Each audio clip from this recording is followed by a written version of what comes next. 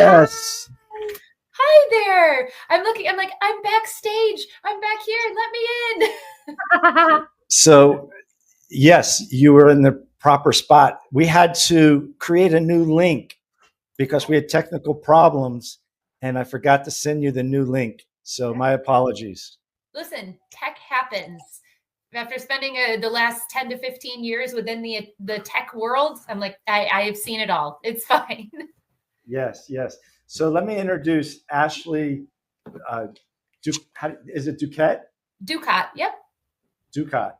And Ashley is actually, why don't you introduce her? She's Ashley is a super accomplished leader in the executive world. We met during a corporate event here in South Florida, and she was that commando girl controlling every single department of the corporate event: transportation, arrivals, departures, signage, catering, setup. She was all over the place, and the corporate event came out as smooth as velvet and silk. Um, and then we got to talk and in my registration desk, and things got to be a little bit personal after I disclosed that I was involved in this social cause that is trying to transform um, mental health advocacy from mere awareness into loving actions and societal mindfulness. And she opened up. Tell me more about that. I'm really interested about it. And um, so let me give an official because now I have the bio here. It was over on the printer still. Ashley Duquette, CMP, is a global events professional based in Buffalo, New York, who has built a career grounded in resilience. The founder of two companies, Ashley started her entrepreneurial journey while raising two young children at home. God bless you. Her own upbringing in an unstable household shaped her understanding of perseverance and adaptability, fueling her drive to create stability and success in personal and professional life. Through her experiences, both as a business owner and as a mother, Ashley is deeply passionate about helping others develop the mental strength needed to navigate life's challenges and thrive in both work and life. And Ashley, what a pleasure it is to have you with us today. Um, that night that Chia came home and she called me and she said, "Oh, I just had this most amazing meeting with this uh, gal Ashley, and it's just been great to connect with you just briefly the other night." So tell us a little bit more about you and some of your story and why you connected and were so interested in what Chia was a part of. And we can look forward to learning from you, and we'll go from there. Yeah, that sounds great. So as somebody who's come from a past with quite a bit of turmoil, and even as it carries on throughout my adult and working life, I tend to veer towards people who offer that sense of comfortability. So when I met Chia and we were sitting there and we started talking, I immediately said, this is a person I could trust. This person understands, I get it. And Chia, you really helped to solidify that sense of support in my mind, that there are other people out there like me that have these struggles, that are just trying to get by on a day-to-day basis. And as we continue talking about the day-to-day, like I said, struggles, it really started to have that resounding effect that I want to get involved more in this. So I wanted to take the time to at least tell you how much that meant to me. And then your card that you gave me, this one here, I have it actually taped up to my wall over there. And I look at it every single day. And as I'm going on throughout my life and my day in whatever task I'm in, if I sense somebody is struggling, I look at that. So I wanted to say thank you so much for that. Yeah, so I don't want to get too far into my career here because the meat and potatoes of the conversation is, what kind of struggles do people have and what is my experience and how can we move forward from that? So, the two businesses that I have are an event company here local in Buffalo and then a global strategic events company through the tech world. So I work a lot of hours. I fight a lot of fights, but still try to make time for my children and my husband here. So how I got into this, and this is a long story. I could go on and on and on, but to really start it off, I have an addiction to work. I am a masochist when it comes to taking on everything and anything.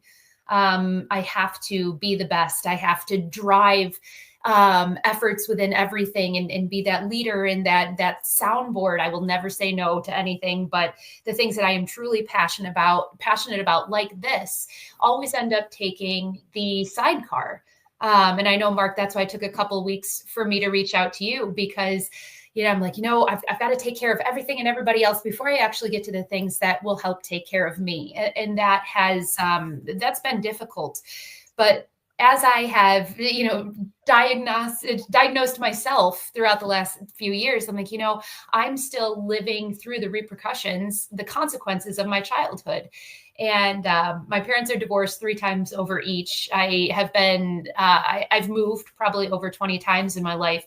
And I had a mother that never said once in her life, "I'm proud of you."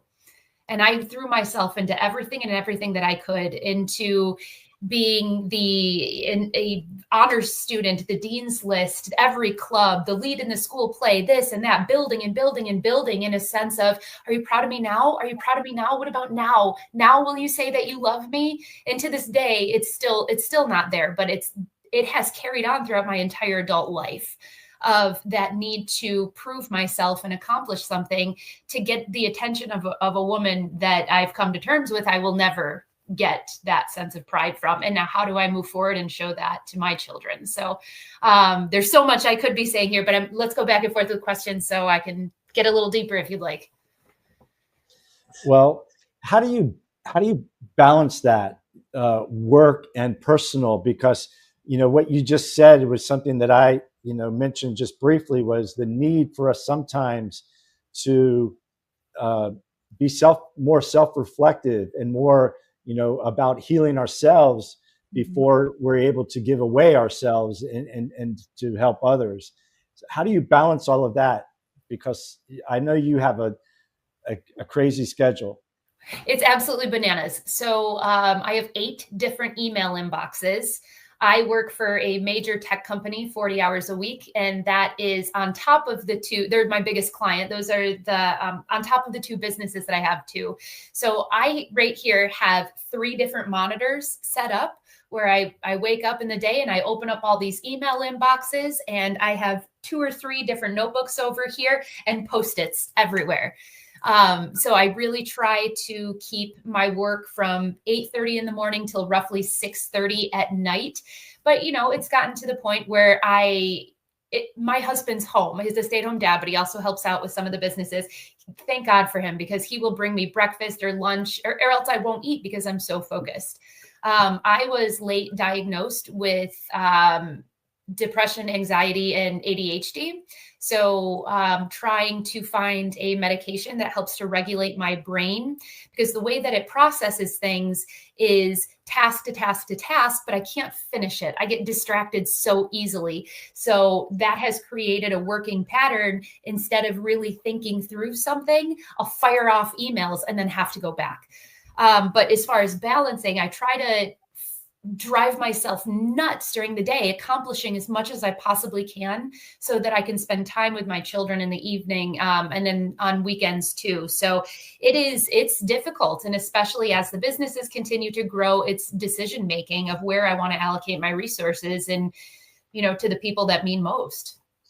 So lots of notebooks and Post-its. So those are hacks that you've created for yourself in understanding your need to accomplish and to keep tasks at hand.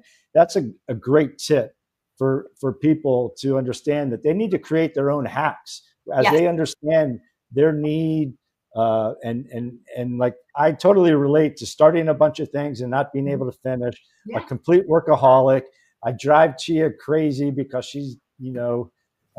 I just, Yeah. I, from my athletic background, I just, push, push, push, push, and can go, like the energizing bunny. Yeah. But, you know, ultimately we run out of energy ourselves.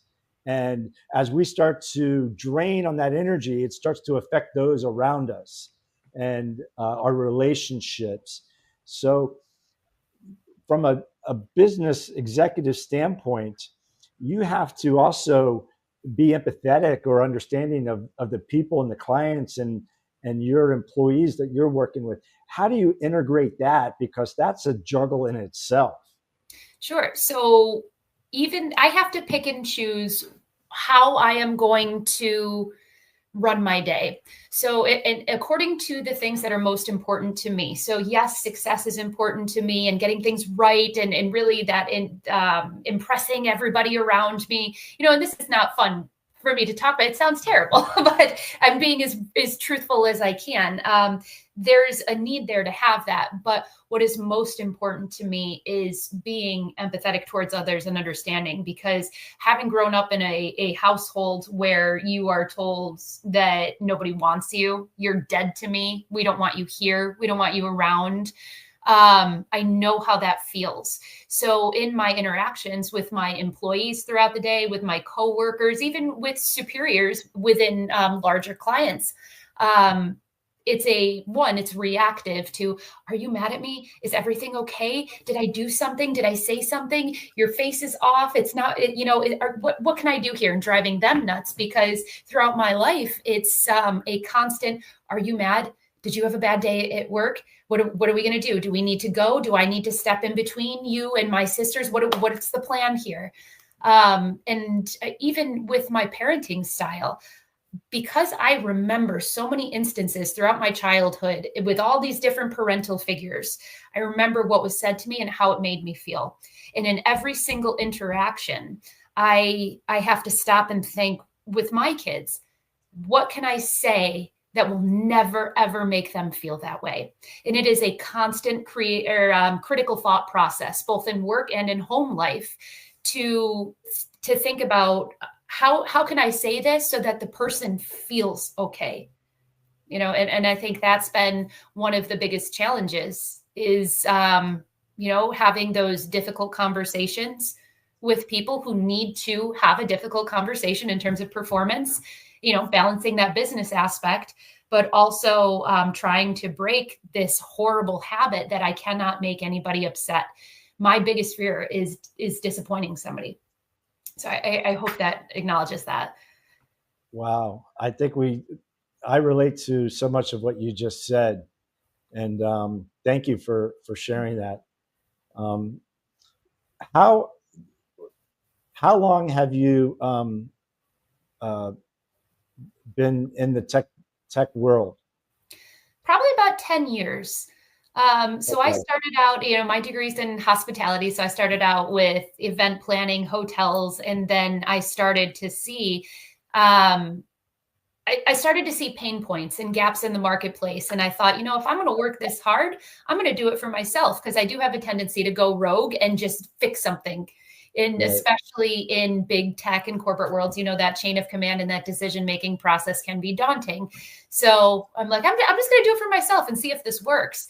And while I am god awful at sales, I'm terrified of sales.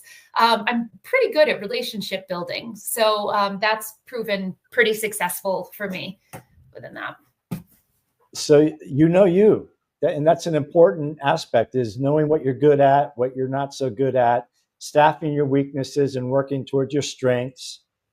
Um, as somebody with ADHD, as you say, um, how does that play into uh, just your relationships and your life in general? Because that's acknowledgement that you're wanting to speak about that too. Yeah, no, absolutely. So I was only diagnosed here within the last few years. So I spent my entire life on top of trying to cope with dubious instances of childhood trauma to going, what's wrong with me? Why can't I think straight? I don't understand why nobody else thinks this way, or what am I not? How can I not grasp this? And then as I was started to talk to other people and go, you probably have ADHD, and I got diagnosed, and then I started seeing a counselor. It started to become more clear. And instead of thinking, at first it was a little bit shocking, but then it started to make more sense.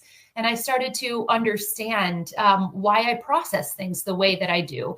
And I needed to change my mindset into taking that opportunity, I don't want to say disability, even though it is classified as one, and making it my superpower. And it became my superpower to be able to, scaling two businesses at the same time is insanity. So it's a little crazy, but I love it. I thrive on it. So I started taking that, but understanding where my weaknesses are and finding ways to address that. Now, in my work life, I get I'm very excitable. And if somebody starts explaining something, I will say, oh my gosh, yes, that sounds great. And we could do this and we could do this. And I get myself into so many different pickles. But you know what? That has helped with initiative. I've just got to do it. You want to start something? Well, you've already said it. You might as well just do it. And most of the time it works.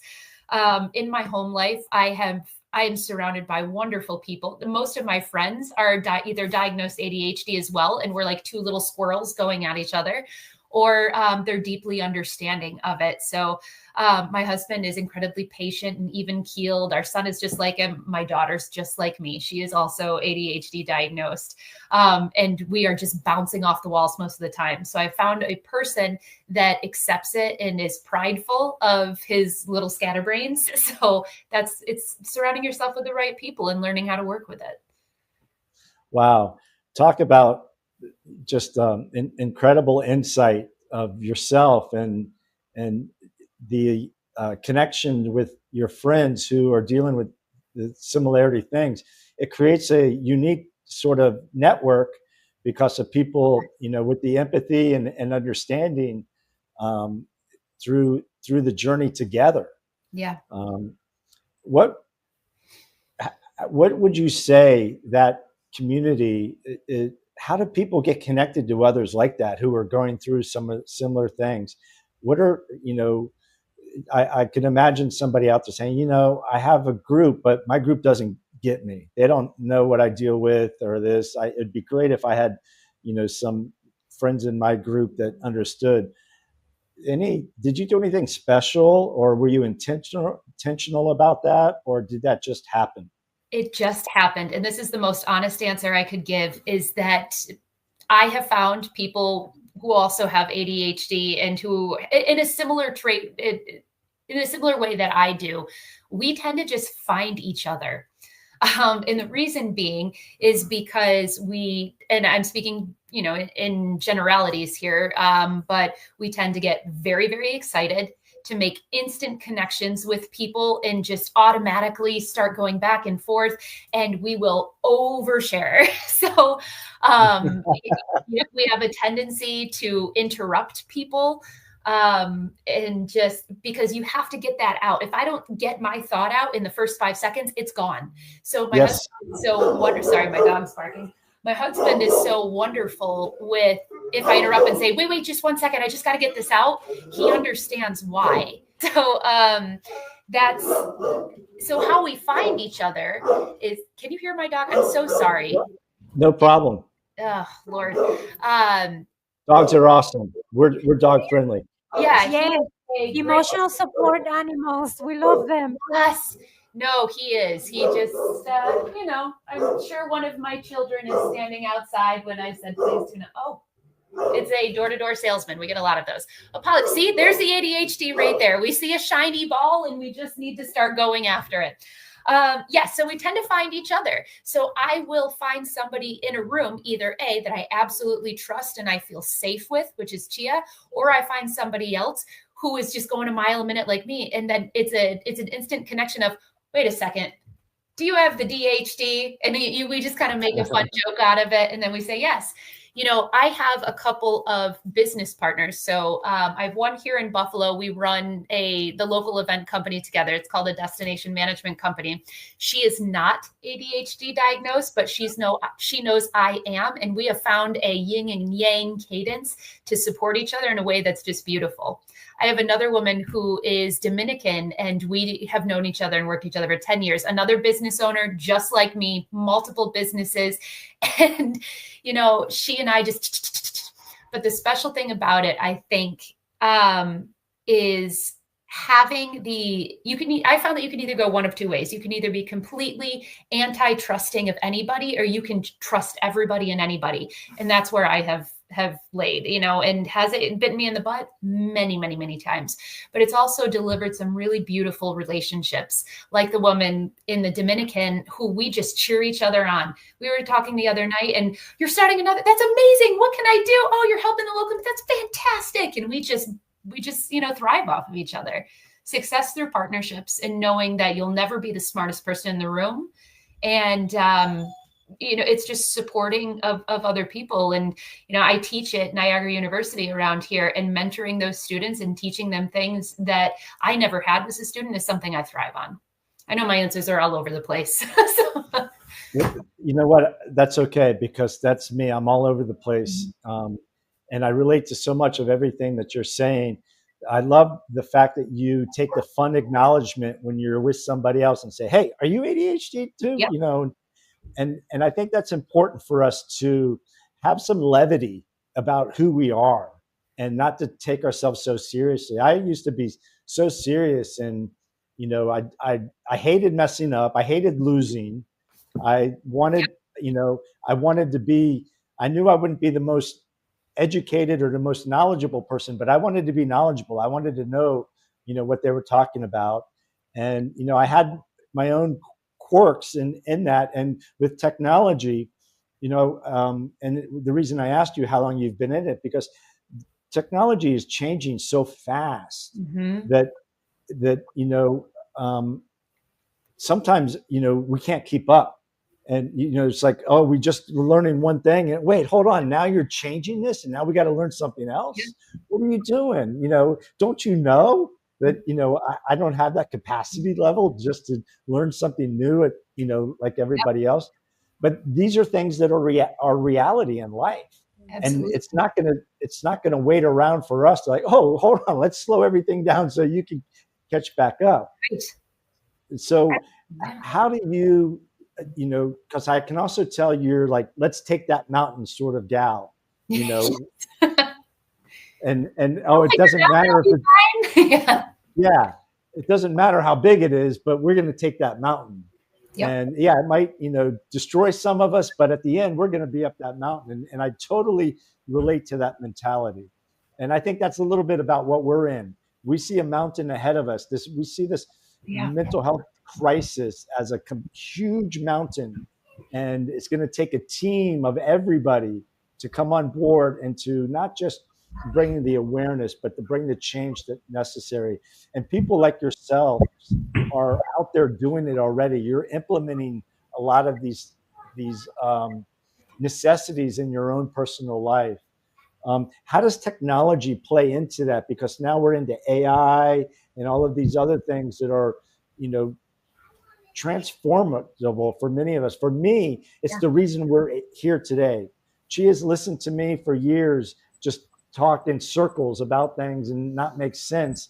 And it wasn't until the introduction of AI where I felt like I could have a conversation where somebody understood me and I could say, no, that's not what I mean. I mean this, and then expand on it. So how does that play into your life? Yeah, absolutely. So if you think about it, our generation, within the last 30 years to the next 10 years, we are in such a unique position right now because we first went through the digital transformation. Well, first, even the introduction of computers and internet. I still remember the be-doo, be-doo, boop, and oh, get off the phone.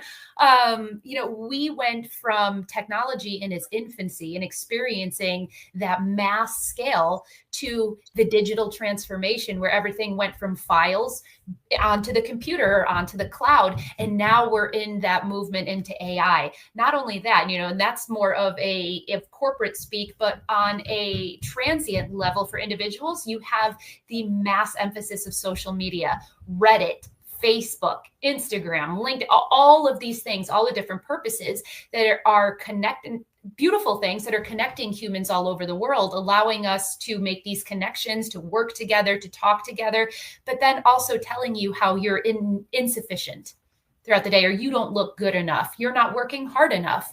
Oh, look, here's access to 100 more potential opportunities for you. Stay up till 2 a.m, doing all that. So it's just access to technology. So in a positive manner, it has allowed me, like I said, to make these different connections and to keep in touch with people all around the world and to showcase my business in so many different ways. On the downside, that constant access is killer. My biggest client here, I have their technology on my phone. It's a global chip manufacturer, I'll say. And I have constant emails pinging. I've tried to disable as many notifications as possible, but instead of spending time on social media, I'm on LinkedIn religiously. I am looking through prospect lists religiously. So it is a mental just game or Olympics to try and put the phone down over here. So it's having to segment. This is work time. This is kids time. If we're playing a game, if we're talking, that's family time. If we're sitting there watching a movie and I want to scroll through LinkedIn, that's okay. I think one of the hardest things for me is trying to, social media is bad, stay off it. Well, I really like it. It brings my brain down. Or stop saying yes to everybody. Well, I like saying yes to everybody. It's do I need to change? Do I need to stay myself? It changes on a daily basis. I am never in a state of relaxation or contentment. Just being very raw and open and honest. And because I travel significantly, I lose my grounding and I get home and it takes me about 5 days to settle back in because my mindset needs that routine. But at the same time, I thrive off of chaos. So where's the balance? And I think has a lot to with whether it be, childhood trauma or ADHD. Chaotic situations are the most comfortable for me. When things are burning down around me, I have this crazy ability to stay calm and figure it out.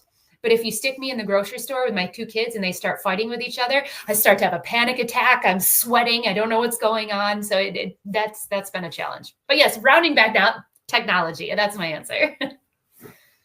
So with your travels, and how does that affect you? Do you find navigating your travels or planning your travels challenging? Do you find yourself, I understand that the chaos around you is kind of a comfort, but from the traveling standpoint with new scenario, itinerary constantly changing, how does that impact you? Does that take you off your game or does that put you into your game?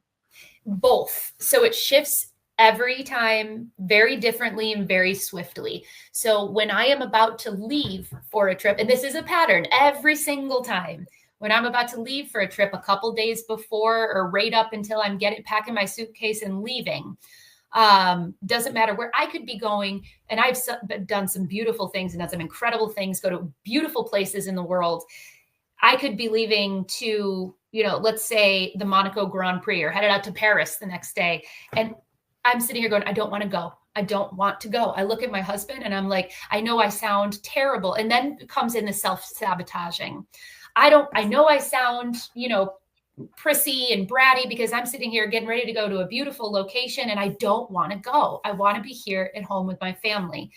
But then I get on the airplane, I get there, I go stand at a trade show booth and I start doing what I'm doing and talking, to my strengths. And because the main component of my job within the tech industry with global events is strategy. It's not so much logistics execution. It's saying, how are we going to show up? What are we going to do? What are our goals and how do we measure it? So when I'm there, I'm like, yeah, this is awesome. I rock at this. My kids are getting to see that I travel. Mom's a badass. And, but then I come home I'm sitting in my hotel room at night and I'm going, I'm such a bad mom. Oh my gosh. And my husband is having to say, no, it's okay. The kids are fine. And then the next day I ramp it up again and say, I love doing this. This is my jam. This is fantastic. It's same thing later at night. So it is just a roller coaster, but I'd say getting the exposure to different people and different cultures has been invaluable. It has helped my emotional intelligence, my empathy to be able to walk around and say, what we do is what our family does is different with somebody else. What our country does is different than somebody else's. And none of it is wrong or right. Speaking in generalities, the moral compass, but it's been so nice to bring that back home, to teach my children a different language, to show them on the map where I'm going to be or what time zone it is, and expand their minds to beyond what is just right here. So to that, yeah. So you mentioned the emotional resilience. How does that play into with you leading the teams and with you dealing with people? Because you have a team that, one person is here one day, the next day they're here, and the next day they're, somewhere in between. But now you get 12, 20 people in there and you have they're all over the map. There's, nothing. How does that, from an emotional resilience standpoint, how do you deal with that and getting, making sure that you're not just a slave driver, that you're empathetic leader in that? So I tend to go, it's hard to be in the middle. My brain is on one extreme or the other. It tends, now with employees in a team of mine, it tends to be on one hard end of the spectrum or the scale where I will go overboard in supporting. Do you need to take a week off? Take a whole month off. It's where I still need to find that balance of helping the business to run. But I do it in the same way that I think about my comments and how it would affect my children. I do, and not comparing children to employees, but individuals, saying what the words that are going to come out of my mouth, how is it going to make this individual feel? And if it's anything other than okay or safe or anything like that, I will rethink it or try to do something different. But it has an effect on me because with a high emotional intelligence, ADHD, trauma, whatever it may be, I am very in tune with other people's emotions, and that automatically becomes my emotion. So if I'm speaking to somebody who is just having a god awful day, they lost a loved one, they lost an account, and I feel that sadness, it will weigh on me too. So while that helps that I can empathize with that person and help create a comfortable situation, I now have that, I've absorbed that energy and it's with me for the rest of the day now. Same thing with the happiness. If I have somebody that's like, this is a great day, this is great, you're great, I love what we're doing, I'm on a high for the rest of the day. So I'm just taking that energy and absorbing it. But the mindset that I have is self-sabotaging, because in the same way that I think about it with my family, I'm like, let me take this from you. I don't need anything. How I feel doesn't matter to me. Let me take your energy. I'll soak it up so that you can be okay, because I've already been put through the washing machine and spit out again for my entire life. I know how to absorb that and take it. And I want to take that on your behalf. So it's hard. It's definitely hard. Well, it shows the empathetic aspect of you, the leader of you, and the just 360 approach that it's challenging in life, but you continue to be resilient and press on. So where do you see yourself, in the next 5 to 10 years on this journey here of dual executive taking on, just such loads? Is this something that you see yourself on a long-term pattern, or do you see, you know, at some point I need to make some adjustments and I really would like to do this? Yeah. You know, so I've seen the same psychiatrist for the last few years, and I have a counselor as well that I see, you know, every couple of weeks. And I have spent the last couple of years going along with the mindset that I need to change myself. I need to slow down. I need to stop taking on so much. I need to do this. I need to do that for the betterment of my well-being. But I'm starting to come to the conclusion that I can't change. But do I want to? Because I really like who I am. I like a lot of the stuff I take on is in one way or another helping either somebody or something. And I love that. That is what keeps me going in a world where there's a lot of negative. So I guess where I would see myself is I want to keep growing these businesses. A major goal of mine as I was starting to formulate the LLCs and, you know, speaking with my business lawyer, accountant, all of that, my biggest goal was wanting to provide a place to work that people helps them thrive, not only in work, but life. So work from wherever you want, work whatever hours you want, as long as the business needs are getting taken care of, that's fine. I want to pay you as much as I possibly can. I want to provide the best health insurance. And, you know, these are still building blocks, but I want it to be a place that somebody's proud to work for and feels comfortable working for. And not only that, so something that I still struggle with, I have breakdowns every 3 to 4 months where I completely shut down because I get to the point where I'm so overwhelmed. And even though my scales are going like this constantly, every 3 or 4 months, it tips all the way to this side and I can't, that ball on the scale, it goes down and I can't get it up. So, you know, I will shut myself in my room for 3 to 4 days at a time. I won't eat. I won't speak. I will just cry and I can't talk myself out of it. And, you know, it has taken, my husband and I have been together about 14 years and it has taken him, he just started to understand how to support this in the last 3 to 5 years. And the best way that I can say it is, you know, you don't have control over your own mind, your thoughts. And when somebody is telling you, oh, just think happy thoughts, think about this, do something fun, watch something fun. It doesn't work because I am not in my right state of mind. Nothing you are going to tell me to do, to think positively is going to help. You know, and what my husband does is just, he comes in, he says, okay, he takes all of my prescription medication out of my nightstand and everything else, you know, just being totally open and honest here, because the person that's in my mind is not me. There's somebody else at the helm. And he goes, I've got the kids. Don't feel guilty. We're going to have fun. We're just going to do this. We'll all have pizza on the floor in here or something later.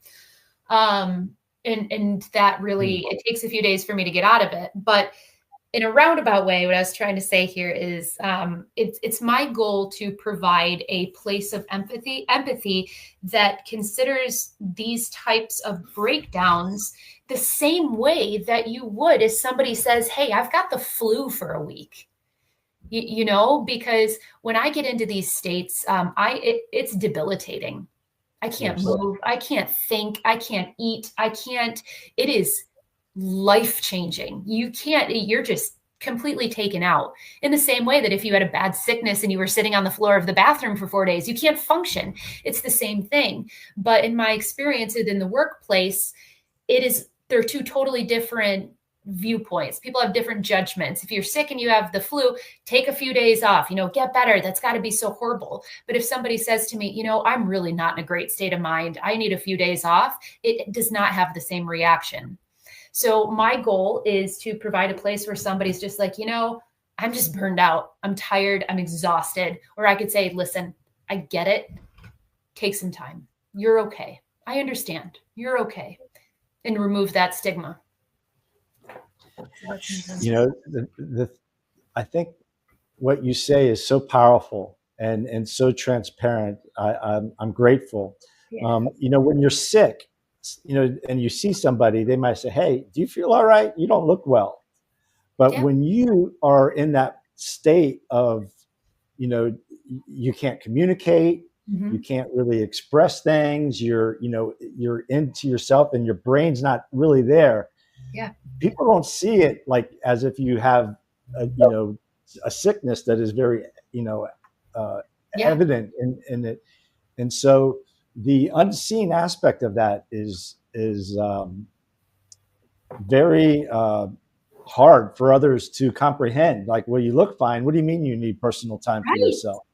And people don't understand the recovery time too, because the Yes. brain being in here, you can't see any of the physical symptoms. So just as somebody who has a physical illness is starting to slowly eat more, get color back in their face, and, get back to where they were at, when I come down out of one of these, or when I come up from one of these crazy breakdowns, it isn't just snap, we're okay the next day. My brain has to heal. And for a few days after that, it's almost like COVID brain, or it's, everything is so cloudy. I can't think straight still. So even though I'm in a state, my emotional state is okay, that I can still sit here and work and do what I need to do. I can't critically think the way that, is required every day in my life. I can't think as quickly because my brain is still trying to heal itself from being in such a state. And I wish people would understand the life cycle of that just a little bit more. Yes. And tell us about that. That Yeah. you hope they understand the life cycle of that. Tell us about how you see that, because that's something that, for me, I look fine. Yeah. I look athletic still. I wasn't I had to lose like 50 pounds to get back to looking at it, but I was just taking the mindset of, like, if I get back into shape, my brain's going to start to work again. And it's not like that. And so, tell us a little bit more about what you wish people see. I wish that people were able to pick up on things a little bit more. Something that uh, my sister said to me actually a couple weeks ago was shook me to my core. And it's the littlest thing, and she probably won't remember. Um, but she's a stay-at-home mom. She lives about an hour away. So she calls me several times a day, which is fine. And I'll answer when I can. And if I can't, I can't. But finally, at the end of one week here, a few weeks ago, I finally picked up the phone and she goes, "Are you all right?" And I'm like, "Yes, I'm so sorry I can't get to you. I've just been so overwhelmed. I'm so sorry." She's like, "Hey, I'm not looking for an apology. You're fine." She was like, "I can just pick up on when you don't answer my call, even in a hastily, 'Hey, I'll call you back in a few days.'" She's like, "I sense one of your breakdowns is coming on." And she's like, "So I just want you to just breathe. It's okay. Can I do anything for you?" So being able to pick up on those things. My husband can pick up on when I'm going to have a breakdown like that. He will see my eyes just, I just lose all the life out of my eyes, like a big sigh, and just, it's a whole physical movement of, I'm defeated. I don't have Yes. anything left. And you can see it. So physically you can see it in somebody's body where they're just, their eyes, their body just deflates. So I wish people could pick up more on those traits, but even in the things that I say, like when my sister said, like, "Hey, you're the way you're speaking, it's not right." I wish people understood what to look for a little bit more, and then also how to handle it. Please don't tell me, "Just think happy thoughts. Everything's going to be okay." Right. That moves you as a trusted source from me right off the bat. I won't be rude, but like right off the bat. Well, you know what? One of the things that I find is that it can be weaponized against you too. Yep. That you're just trying to be honest and transparent, and now all of a sudden it's completely used against you. Yes. And as other people see that, or as other people experience it, or even from my standpoint, it makes you want to just shut down even more. Yep. And do you deal with that? It sounds like that your husband has now come to a point where he can come alongside you and support you in a different way. But many times in relationships or in business, people are looking for to one up, or to stay on top, or to continue that ladder climb. They're like, "Oh, so and so is dealing with this," and it's not from a compassionate understanding standpoint. It's from like, let me just take this knife and go ahead and, dig it in more. Have you experienced, or do you have any thoughts on anything like that? Absolutely. Part of the reason, the first time the first business I opened was because I had such a terrible experience at a big tech company from a horribly abusive manager who would do things just like that. So that's a big reason why I left. I'm like, well, I'm just going to do my own thing, because then I can advocate for myself and others and never put anybody else through this. So I would say yes and no. The biggest thing that has been difficult for me is having a childhood home where you cannot show anything. I mean, I remember I grew up with law guardians in the court system, and writing a letter to the law guardian saying, I cannot take this, the physical and sexual abuse aside, I cannot take this mental abuse anymore. And when I was officially moving out of my mom's to my dad's house, and my mom got a hold of that letter and would throw it in my face constantly. Oh, mental abuse? You think I mentally abuse you? And it took me years to come out of that, because I would just hear her in my head, making fun of it. And same, it's gotten better now, so I can handle those different reactions. And that falls more of are you disappointed? Are you mad at me? Or why are you saying those things about me? That's not nice. To help mitigate that, and this is just me, but to help mitigate, I have tried my damnedest to make every interaction I have with anybody a positive one. I have tried to go out of my way to say, is the next thing that's going to come out of my mouth a positive thing? Is it going to help anyone? And don't get me wrong, I'm human, but in my mind, I try my best to say, I want to be one of those fighters that's making a difference in the world to make sure nobody ever feels this way, because it sucks. It sucks. Yeah. Well, I think, our time with you're making a difference. And I can see that in your life, you're making a difference. And it's been a joy to hear Chia talk about you, and as she has, had so many bad experiences from, other leaders like yourself in the arena or in the field there. So you're making a difference.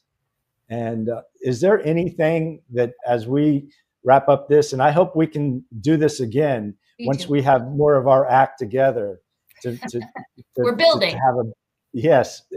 And that's what we're looking at it. We're reframing it in a positive way.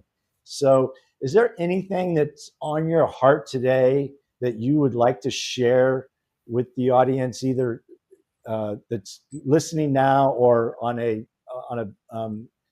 the recording of this, that you could want to lend out? Yeah.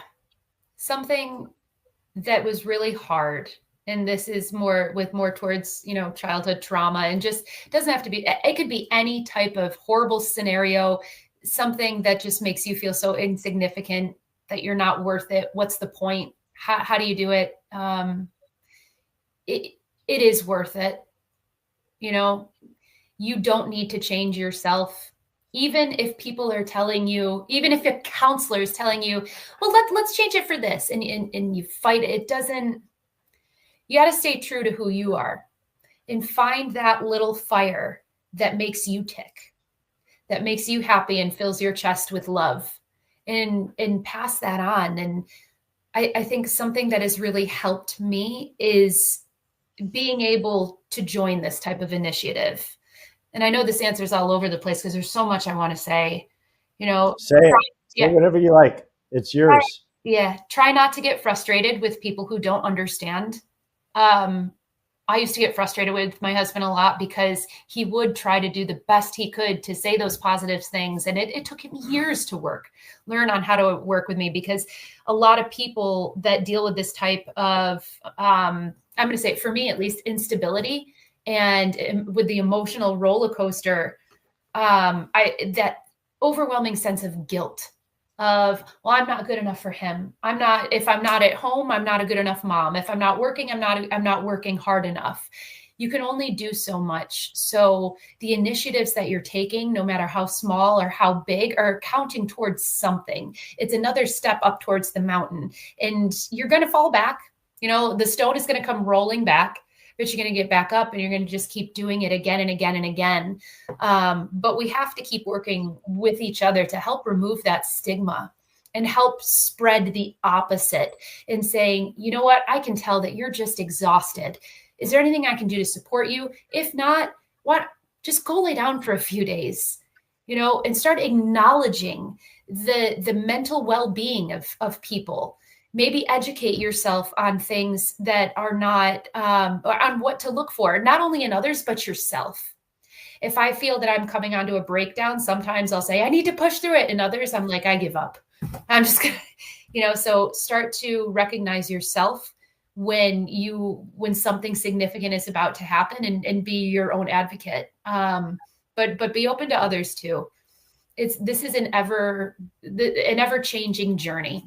There's no one answer. It's never going to stop. It just, right. These things that have been ingrained in me throughout my entire life are going to be there throughout my entire life, at least in my opinion. So it's finding a way to live with it and live through it, because it is possible. It just, the lives we're living are a little different than others. It's the cards that we were dealt, and that's okay. Everybody has been given their hand for a reason. That specific hand, whatever hand I was dealt, it's mine for a reason. So now I have to play it, and it might as well have fun doing it. So I guess I'd say that. You said it earlier that you like to help people thrive.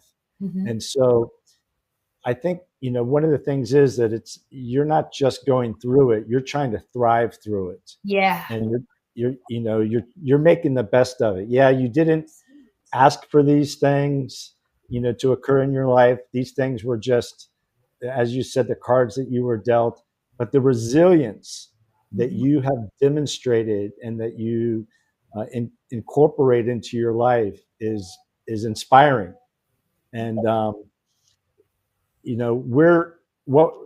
this is what we're about. We're trying to inspire others to not just to tell their story, but to engage in the change. And that's why we have the I Can Challenge. You said something earlier that I can't change. I am who I am. You're a leader, and you don't want to change because that is who you are, and you've accepted that. And other things, we say that I can't, and it's a negative thing. Like, I can't do this or I can't do that. And so, I can't understand why this person is this way. Well, maybe there's something more that can be done to help you understand that. So with the I Can Challenge, we're trying to inspire people through stories like yourself to understand that they matter, they can make a difference, and that they can do small random acts of loving kindness to others. And that's one of the things that we want to do. And so with the I Can Challenge, not to put you on the spot, but I'm going to put you on the spot. Do it. I'm here for it. What is something that you could see yourself in taking the I Can Challenge and say, you know what, I can do this, and this is what I'm taking on the challenge, and then I'll respond once you say that. First thing that comes to my mind, I have two very passionate things in my life: friends and family, and accomplishment through my work. And even, I want to say up until this point, but even ongoing, it is constantly one or the other, in my mood, my, my intentions, everything. And I've constantly said, well, I can't be a good mom and friend and run successful businesses at the same time.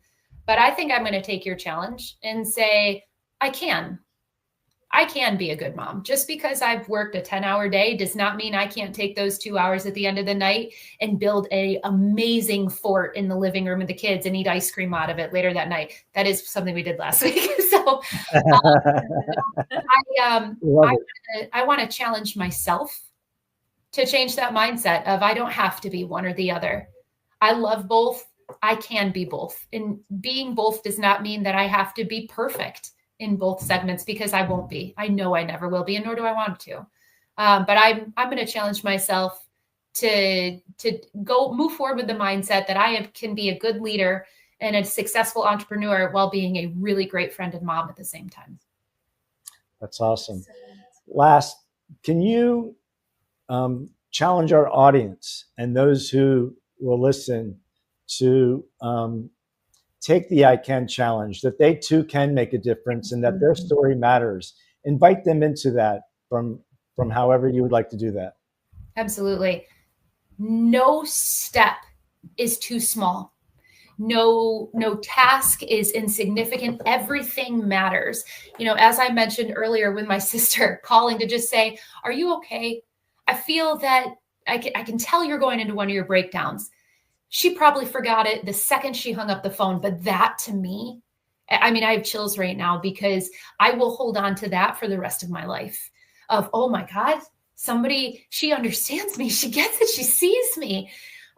So I want the audience and anybody listening to this to understand, you don't have to do something profound to make a difference. You don't have to go out there and lead a march on the streets. It starts with the very small things throughout the day, because those small things mean different things to different people. And as long as you are just taking the day with the intention to say, I want to make a difference today, no matter how big, no matter how small, it is making progress forward. So that's what I would say to the audience. Challenge yourself to take a step, no matter how big or small. If you're somebody that is, currently dealing with, emotional irregularities or mental instability, like me, it's learn something new, learn how to reflect yourself in a positive light, give yourself grace. You don't have to change who you are to better yourself for the world. Do it for you. And to the people that are loved ones of those of us who struggle, learn a new way in how to support them. Ask them a question. Is that, what can I do for you? Tell me the best way to support you. If you know that there's something that resonates with that specific person, do it. It's the little steps. It doesn't have to be earth shattering. That's what I would say. I love it. And there's truth is spoken right there, that it doesn't have to be anything like a mountain size. It could be the speck of just holding the door open for somebody and saying, I hope you have a good day. Oh my gosh, that's it. I'm telling you, just the smallest things, because people who have mental illnesses, again, like myself, we take everything so much farther than face value.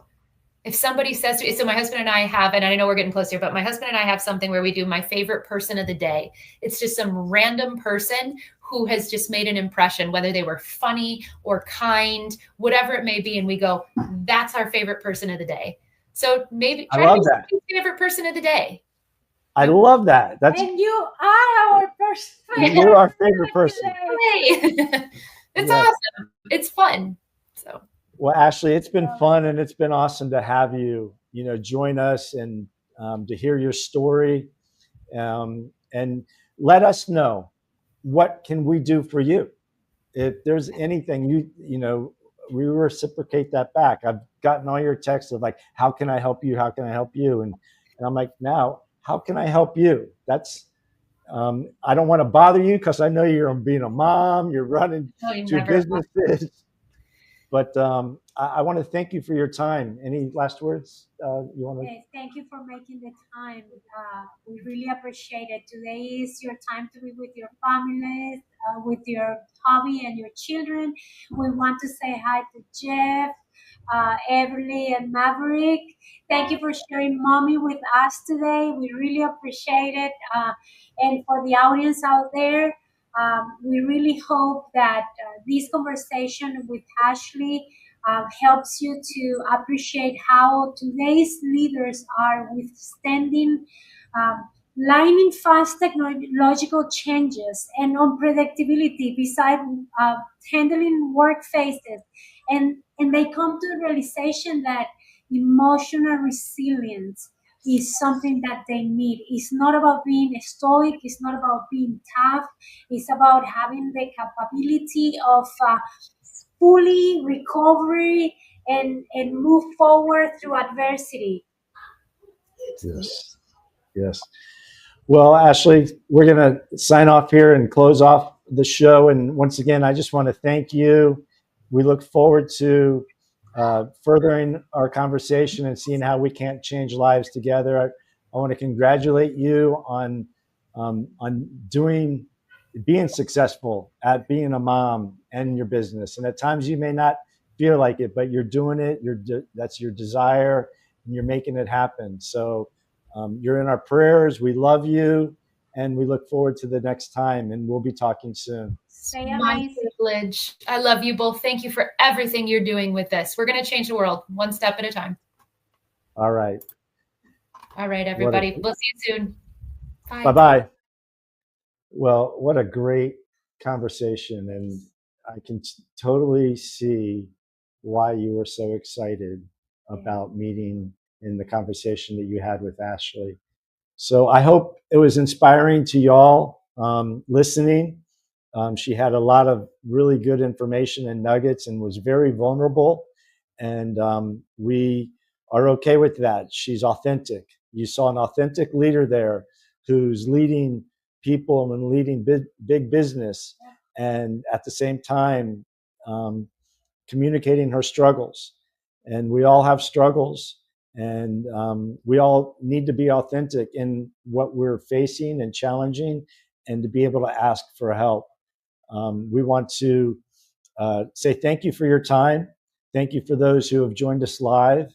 And we hope that you can join us again on our next live show.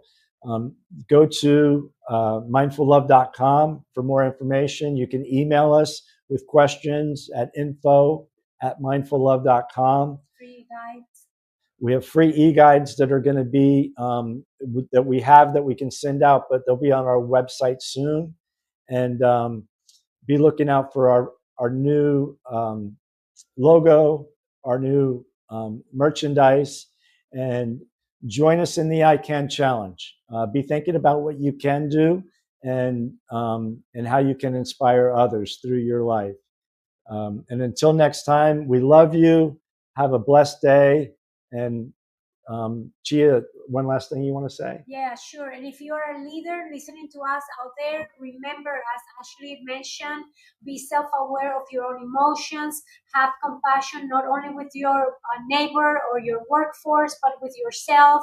Be empathetic with yourself and with your workforce.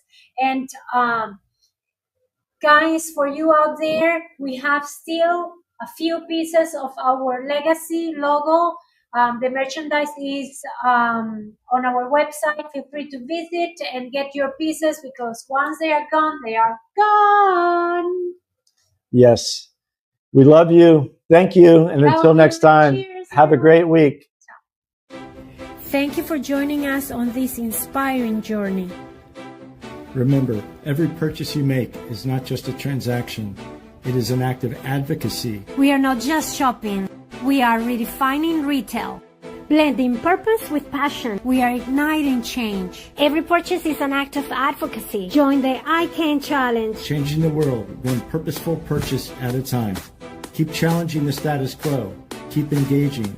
And keep transforming lives. This is the I Can Challenge. Changing the world, one purposeful purchase at a time. Until next time, stay inspired and shop with purpose.